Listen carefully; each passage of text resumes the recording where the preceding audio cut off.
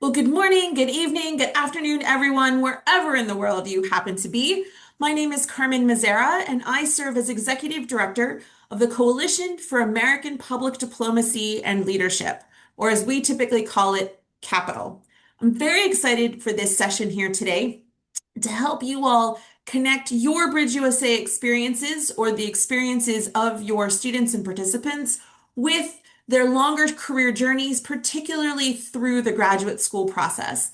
We have three wonderful speakers here whom I've known for a long time, so I can be as mean to them as I want, that are going to share all of their wisdom with you. They have lots of wonderful experience recruiting and supporting students across lots of different disciplines. So we really have a chance, no matter what your interests are, to welcome you into the graduate school process and to link that transformative experience you had on a BridgeUSA program with your longer professional life and professional journey.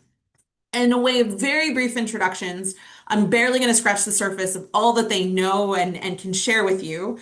Dan Cheng is currently the Director of Student Recruitment at the University of Minnesota School of Public Health, but he has been a career admissions professional working in student recruitment and admissions for undergraduate programs, law programs, public policy programs, international affairs programs, and of course, his current work on public health.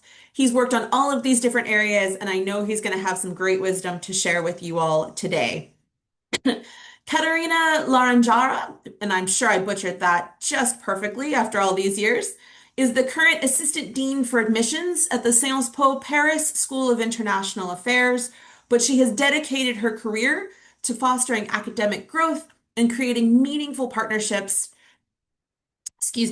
across borders. She began her journey working at the French Embassy in Brazil, where she was working on student mobility programs that supported over 70 students each year. And now at Sciences Po, she's had a number of different roles, including the current work as working on student recruitment for the largest school, graduate school of international affairs in all of Europe. But she began her time as an academic advisor at PSIA, where she directly supported over 200 students each year in their journey through the academic and professional life at Sciences Po. And there she says she learned the importance of adaptability and innovation in program promotion, all wonderful skills that our students also built on BridgeUSA. And last but not least, only alphabetically, is Liz Wagoner, who is the Senior Director for Online MBA Admissions at Boston University's Questrom School of Business. She spent over 13 years at BU alone, working with students who are interested in business and management and education. And then I, of course, know her from her time at Tufts University, working with students in the social sciences. So we're very glad to have all three of you here today to share your wisdom with us. To my colleagues, this session is being recorded, so if you miss anything, please feel free to visit the recording on our YouTube page later, and I will also produce my usual one-page summary of all the great wisdom we're going to have for you all today. I have some questions for our panelists, and then we'll open the floor up for you, but you can feel free to put things in the chat as we go or send me a direct message, and we'll keep our conversation moving from there. So to jump into the three of you, and Liz, I'm going to start with you.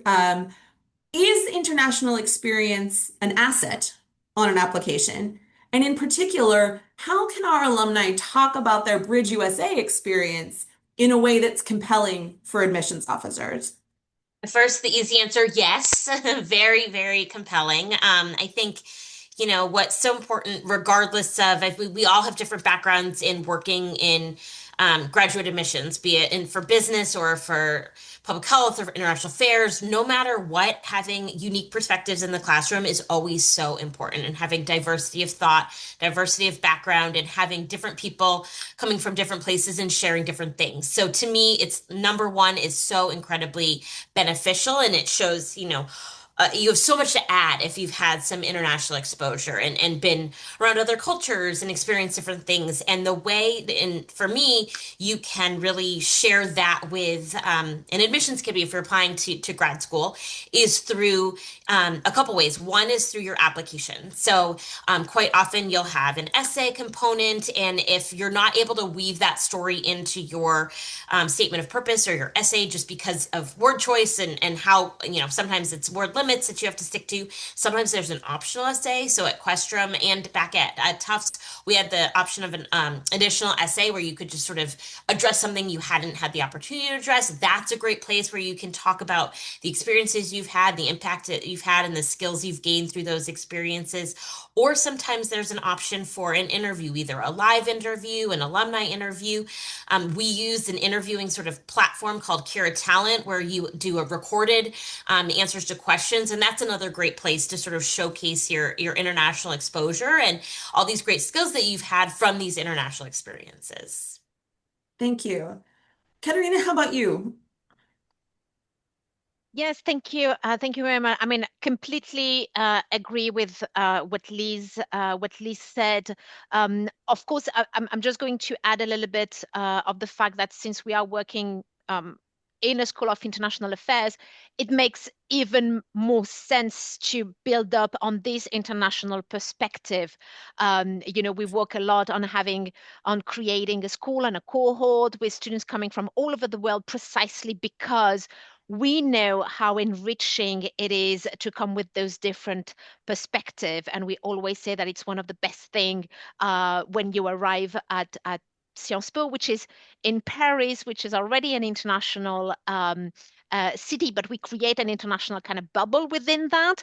And it creates really a great a great space for interaction and exchanges. And what I always like to add on top of that is that regardless of the topic, the object, the scientific object you're studying, having this international exposure and discovering who you are when you're outside of your comfort zone is a great asset. It's a great learning path. You get to know, are you comfortable? Are you not so comfortable? And there's nothing to be worried about or, oh, I'm not so good at that. That's not about that, but it's just to know who you are when you have to face people who have a different culture, maybe a different language, maybe a different accent. Sometimes it's the same language, but a different accent. You can tell that I'm French, it's one of the things. No, but I share that because it's one of the things that a lot of our students tell us when they get to see is that I didn't know we could speak English with so many different accents. And that's beautiful because it really challenges even your listening skills because you realize that even though English is your native language, which is not mine, and probably not the one of some of you, you will see that it is a challenge even for those who are native in English when you are discussing with somebody who learned English in a different place geographically or a different moment in time.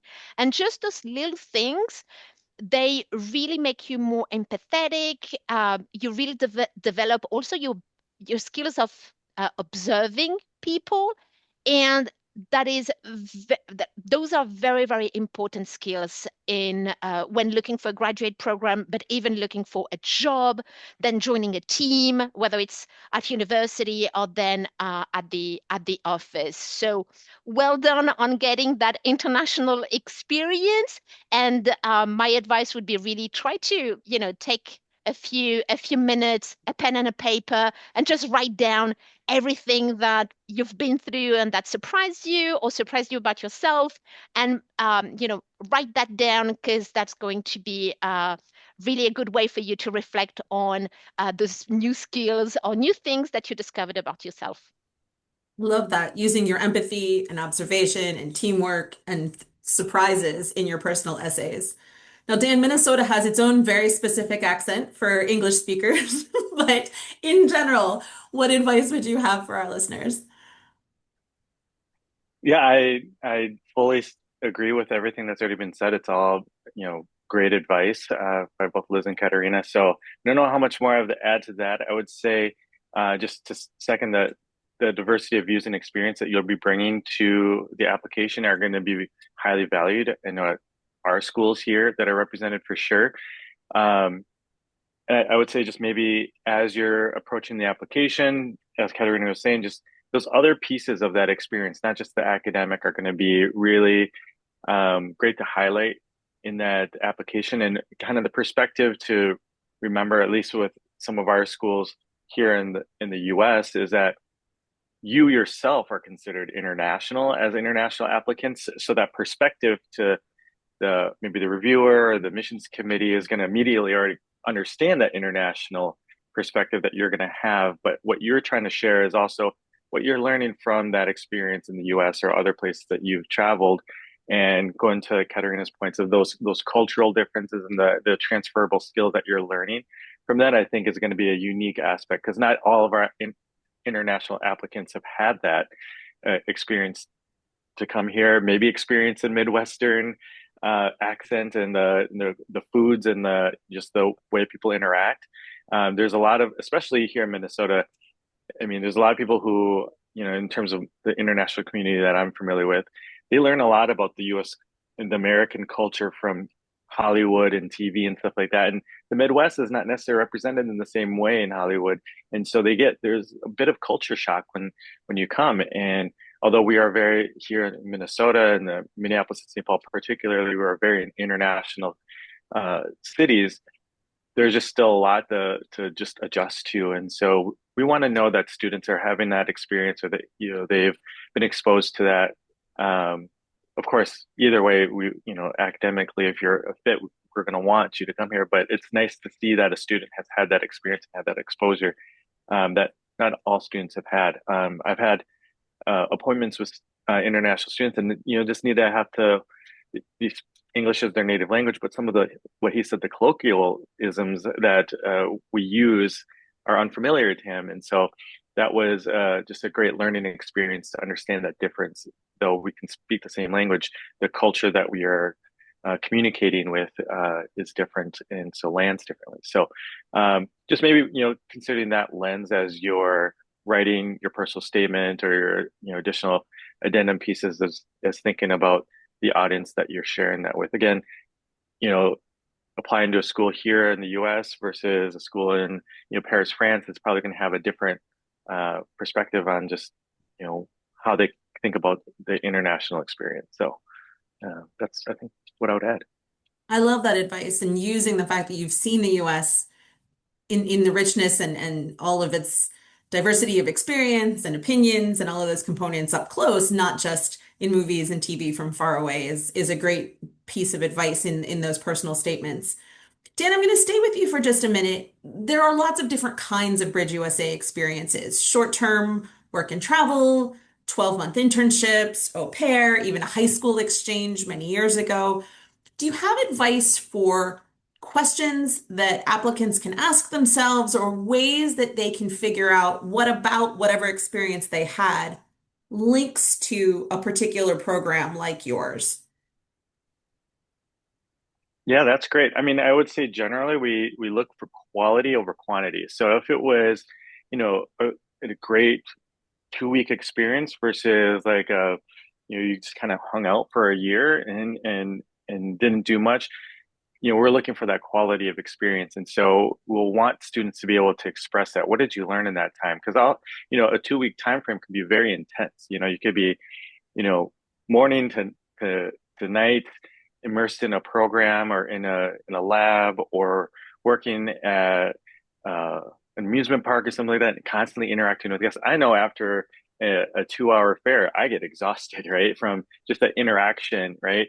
So I can imagine what it's like when you're working in a place like that all day long, and you're speaking in a potentially foreign language and learning new customs and things like that. There's a lot that you can learn through that experience. So we're going to want to see just how you can find those transferable skills. We have a great relationship with a major employer here in Minnesota, the Minnesota Department of Health.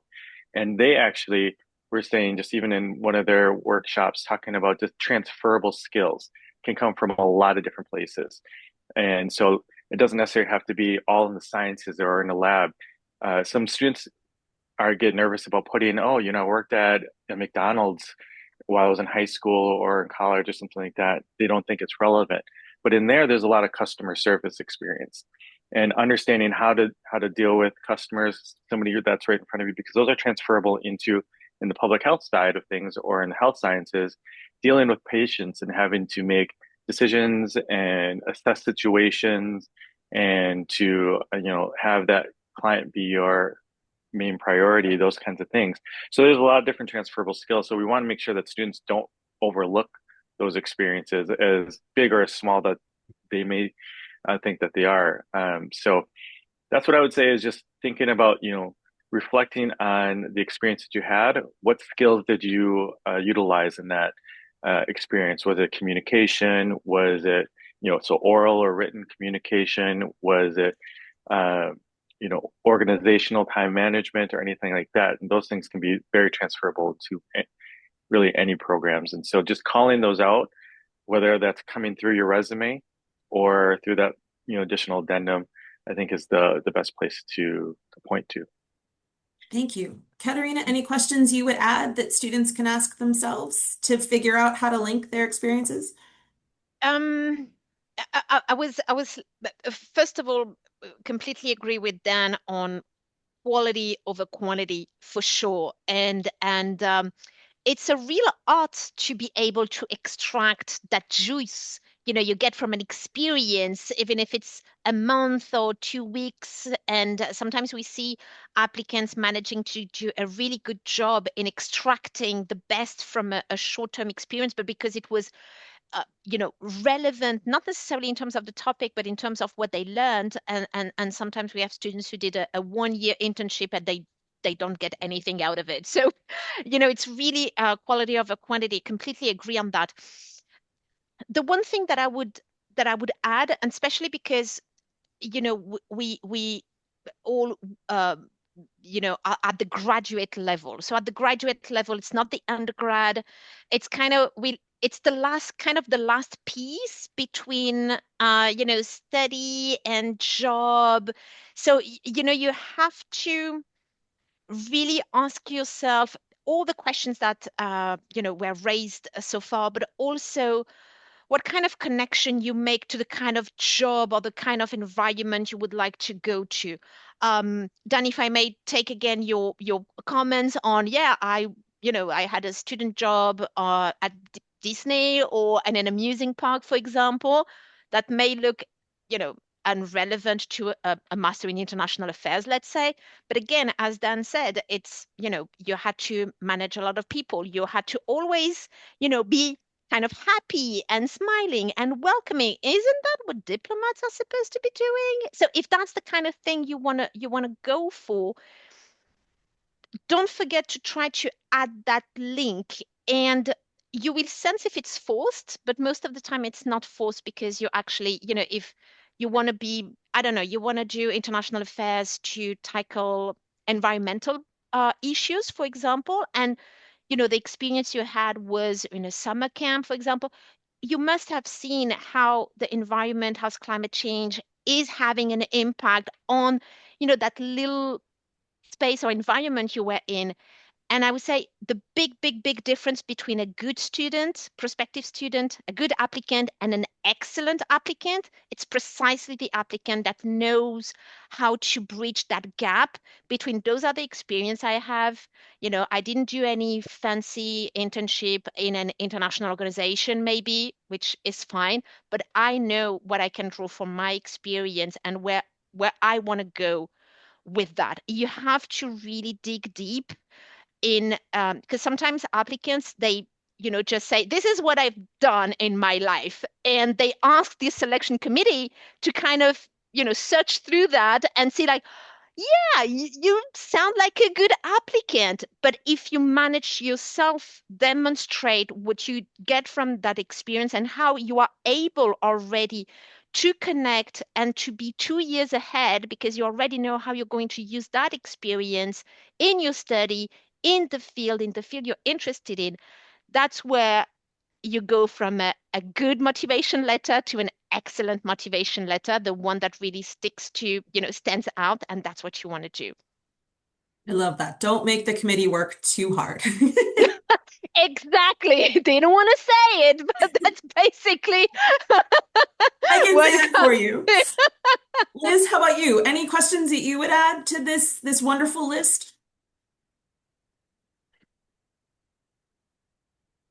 Liz, do you have any? If not, we can keep going.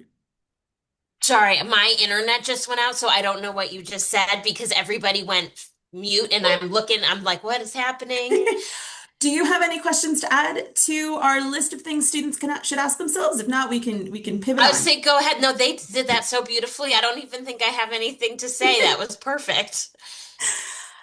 That's such wonderful connections, and I love the fact that customer service, being welcoming, handling all the details of a camp, or being safe with young people as an au pair or as a ride operator, all of those are transferable to each of your different programs. I think you're right. Students overlook those things and think, oh, that was just something I did one summer, not this is something that will help me in my public health or my business career. Other skills that we know are built during a Bridge USA program are things like adaptability, resilience. We've talked a little bit about cross-cultural communication, leadership. Are there ways that you've seen, Liz, students use those in a way to help their application stand out? Yeah, I think I mean, those are the skills you exactly want to highlight. And so being able to sort of going back to the previous conversation, weaving that into your story and showcasing that. And there are going to be, some readers of your application are going to be able to follow your story very closely, and others, you want to be really straightforward. And these are the skills I learned, and this is how it's going to this is why I'm a strong candidate for your type of program. And I gained X, Y, and Z. And sort of, I think sometimes people are trying to, they're not as direct as they could be because they're trying to tell this like beautiful story. And I sort of want to say, I love the beautiful story, but tell your reader exactly. Don't make us try to figure out what you're trying to say. Say, these are the skills I've gotten. Because we're reading hundreds, if not thousands, of applications, and you want to make it as easy as for the readers of your application to understand your motivations for the program you're applying to, and exactly what skills you're bringing to the table, and especially in light of that on paper, they're not always relevant. They are so relevant, and so work to think through what skills you've gained, all the things that Carmen just mentioned, the leadership, the cross-cultural diplomacy, the customer service, the adaptability. These are critical no matter what kind of grad school you're looking at. These are all critical skills. So call those out and make the link to then why you're going to be a really great student, and what you want to then do, and why you want to find that common thread to help tell the story, but you want to be really direct. That's great. Thank you. I have just two quick more questions, friends, and then we'll open the floor up. So start your fingers a tapping. Um, we've talked about resumes a little bit. We've talked about personal statements. My next question is about letters of recommendation. Most of these experiences are short term, and again, short term is defined broadly. But would you suggest that students seek letters of recommendation from a place they maybe only worked for 3 months? And if so, are there good prompts they should give the writer to make sure that the author of that letter also draws those connections for the committee? Dan, I'm going to start with you. Yeah, I think it's absolutely relevant. I would say again, part of that reflection is thinking about what that impact is. When it comes in baseline for letters of recommendation, we want a good quality letter of recommendation. So quality meaning that the recommender knows you and is going to be able to speak to your skill sets and your experience that you are also reflecting on, and then can be then that advocate and support your seeking out graduate education and into this field. And so if you feel that through that experience, no matter how short or long it was, that the person you're asking would be able to provide that for you, then absolutely a recommendation from that program project experience would be relevant.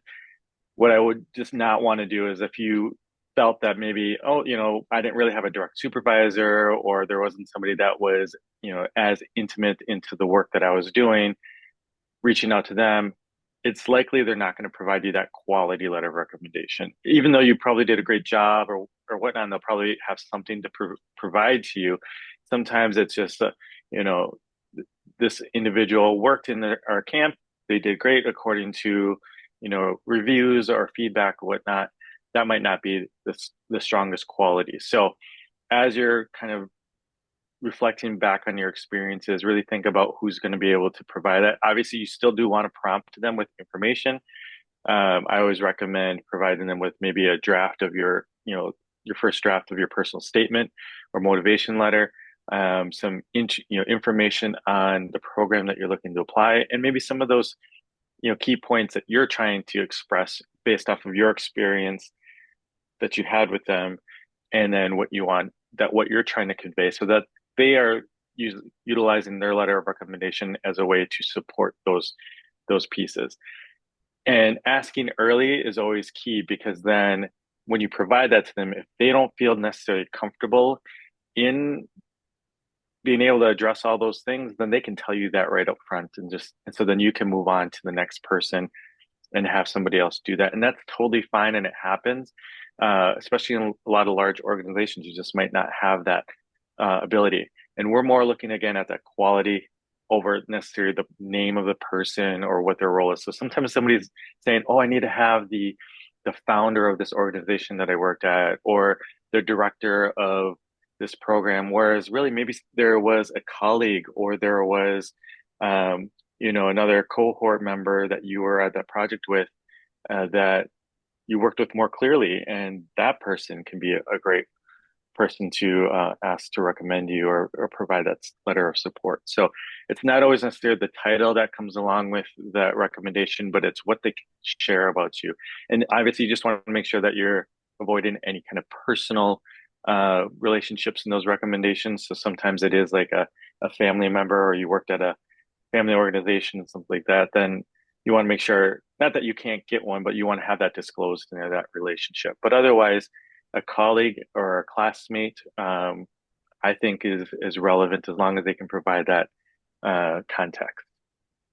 I love that, especially the focus on titles not being indicative of the ability for them to speak to what you've done, for sure.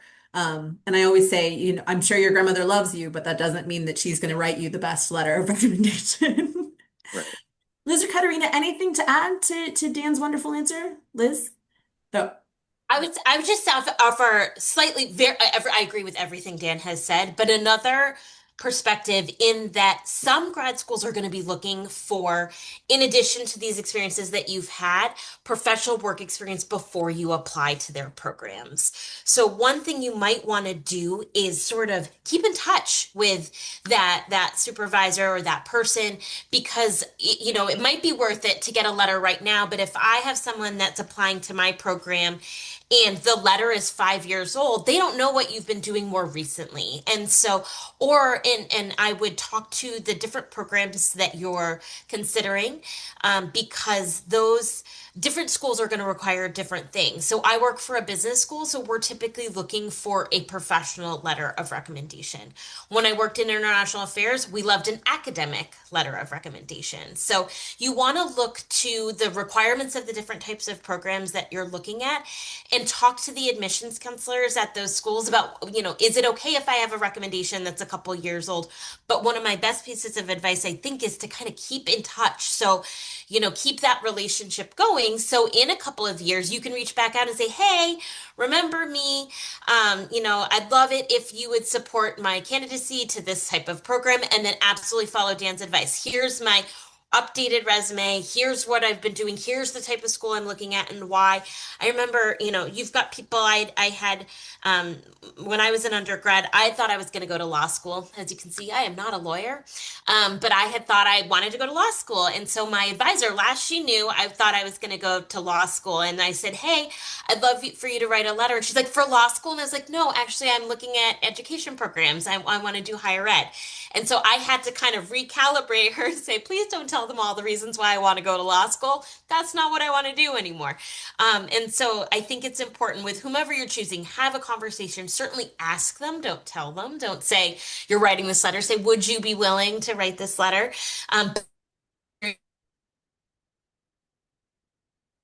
It looks like we lost Liz again from her connection. But I do love that advice, particularly about asking. As you all can see, our wonderful admissions colleagues are very open to conversation. So go to their online events, learn about what they're doing, see them at the activities that are designed for you to build relationships with them. And Liz, I'm going to let you finish out your thought because you got cut off I don't mid-sentence. know what's going on. My internet today, my landlord knocked at my door. My internet's going off. It has been a morning. I don't know what is happening.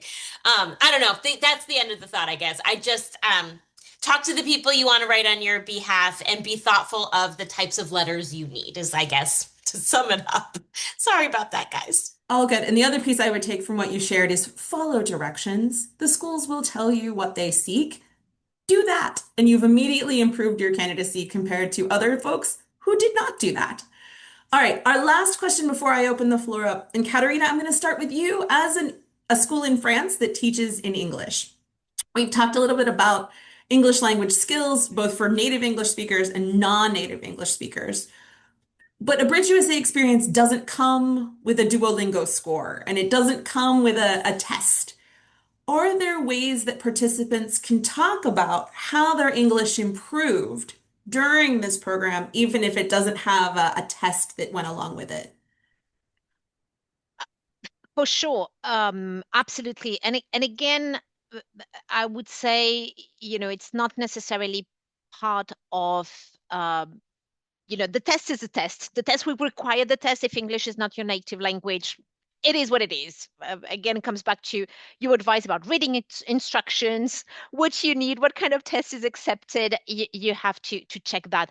But of course, we know that um, managing a language, being comfortable in a language, being able to listen and to express yourself in a foreign language does not it is not tested in itself. And this is where it's interesting to add something about it. And again, I'm going to tie it to the fact that we are school in international affairs as well, where it's all about talking and writing and how you express yourself and how you express yourself in a way that the world can understand you. Um, it has a real challenge. And so um, really being able, I would say the best place for that would be certainly in the motivation letter.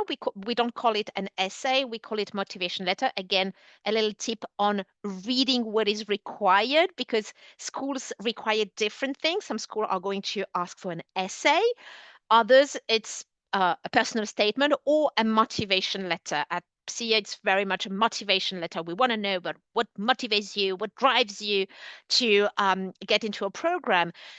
And I think it would be a nice place. So not necessarily to make a lot out of it, because you're going to have you need to tell us a lot about you, but definitely for if you're looking at going to a different country, that's the first thing. Because the thing, as Carmen, you pointed out, we are a school of international affairs. Everything is in English, but we're not even in an English speaking country. We're in a very much non-English speaking country. So although we've improved a lot, but we're not there yet. And so we know the challenges that come with it, but we also believe that those are nice challenges to overcome. So if you've been through that, if you had that feeling that I even still have sometimes, which is I feel so inadequate with my English skills, it's fine. It's okay. Own them, be honest about them, because I've been doing this for over 15 years, and sometimes I'm still ashamed. But I have to go, against that, and I have to keep going, because that's, my job. And so it's a weird place. If you felt that little bit of inadequacy in the way you talk, um, don't be shy about sharing, but again, is what you make out of it and how you can say, well, I felt, I was shy, I didn't feel confident, and yet I did it. That's the one thing. Or you didn't, but you reflected upon it. And now, you're stronger about that. So just know that we know how you feel about it, and it's fine. And it's definitely something that you could mention. But again, my only advice on that would be don't reduce it only to a language question, a language skills question.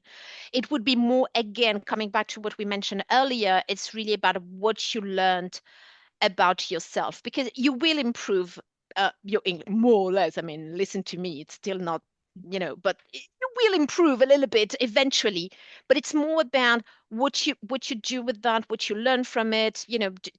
Do you realize that I'm a bit more shy, I need to work on that? On the contrary, you're like, "Oof, I do grammar errors, people ask me to repeat, that's fine, I will repeat as much as possible." That's absolutely fine, and it tells again about who you are as an intern, as a potential student, and how you're going to build up those skills in the future job market that can be in another language again. So own that. I love that. Owning those good challenges and seeing them as part of your growing journey. We have some great questions coming in that I do want to give us time for, but Dan or Liz, anything very briefly to add on the English piece? I like to just to add on just to what Catarina said. It was like a lot of it is not always just the verbal communication. It's being able to pick up on the nonverbal as well. So those experiences that you're having, you're gaining all these different context to the language, whether it's direct or not. But then in terms of requirements, unfortunately, these experiences in terms of our program wouldn't necessarily waive any sort of other formal requirement. I think as Katerina said, there's tests or other, we have other eligibility beyond some exams, but these experiences are great, especially as additional, I guess, maybe like seasoning on the experience, to be able to say these are lived experiences in which I have, interacted in a language other than my own, and those are, I think, are great skills to pull out in your application. It's not always necessarily intuitive of a reviewer to make those connections. So pulling that out, I think, is important. So you can say, "This is my test score." It could be strong or it could be kind of borderline, but this is my experience, and I think that will also lend to that reviewer to say, "Yeah, this the formal score is maybe not as high as we'd want it, but they've also had these other areas where they've been able to thrive, and I think that it has value as well." That's a great reminder about context as well and the ability to make the case a little bit. So our first question from our audience is from Sarah, who's curious about everybody's favorite topic, financial aid. You're all laughing because you get this question, I'm sure, quite a lot. Liz, do you have advice on how students can put forward an application that helps them be competitive for the financial piece as well as the admissions piece? Yeah, I think it's going to vary by type of school and type of program that you're looking at, because sometimes schools are going to have only need-based financial aid. Sometimes it's going to be merit-based. Sometimes it's going to be a combination. I always say do your research, look at all the different opportunities that you have for financial aid, apply for everything, look at outside funding opportunities. There's some great things out there that you can look for. And then try to play up the strengths of whatever the schools are looking for in whether it's a separate application or whatever that looks like. You're going to want to really understand the requirements so that you can play those up to have the best eligibility, whether that sometimes it's test based. Unfortunately, business schools, a lot of GMAT driven scholarships. Other schools, it's going to be, it might be they have specific awards for people that have international experience. So look at what's available and then talk to these admissions counselors, because they're going to give you great advice for that particular school. That's great. Dan, how about on the public health side, which may or may not be as well funded as the business school side? That's a great point. I mean, we have our international applicants have actually doubled over the last couple of years, but unfortunately, the actual enrollments that we're able to bring in are dwindling because of the lack of funding, and that's just kind of unfortunately the reality of our space is one, we are a public institution, and so we bring in a lot of research grants, and some of those may have federal connections, and so there is some limitations on the funding that we can provide to non-U.S. citizens and permanent residents. So that is a factor, and then we are facing a lot of challenges as an industry of public health, and as an industry in higher education, as an industry of science and research. So I mean, we push through, but that does have consequences to our ability to support students. And so the international aspect of it, I think, is very valued.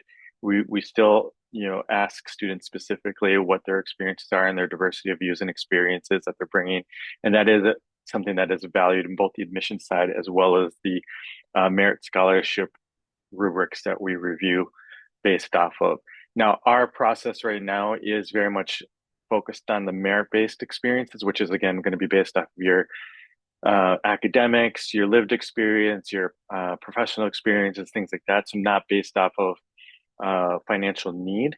There are some conversations about how we can start incorporating more formally into financial need, but then that becomes things like tax returns and other forms and stuff like that. And it's very different from, especially on an international perspective. And so, so unfortunately, that is not necessarily as much factored in. So you're going to really want to lean into the experiences to show that you're a strong candidate, that you have these diverse opportunities and perspectives that I think a program like ours really values, because public health as an industry is so broad, it crosses borders, it is very international, and so we want to bring in and train students from all these different backgrounds, but also learn from those perspectives as well. So I think that is something that you're going to be encouraged to lean into in those applications. But funding has been a challenge, and so it is an unfortunate but a very transparent conversation we need to have with international students, is that you will want to make sure that you are preparing yourself for other funding sources,